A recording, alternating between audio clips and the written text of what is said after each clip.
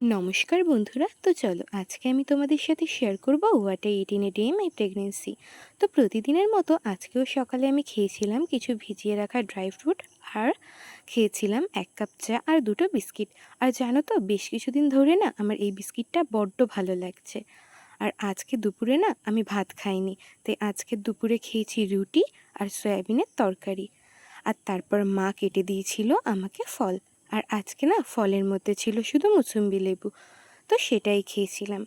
তারপর খেয়েছিলাম ঘরে পাতা 1 কাপ টক দই।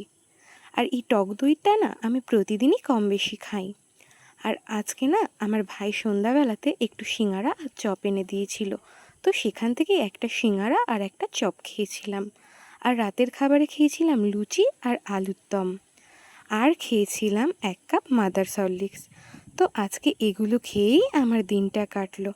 তো আজকের মতো তোমাদের সকলকে টাটা।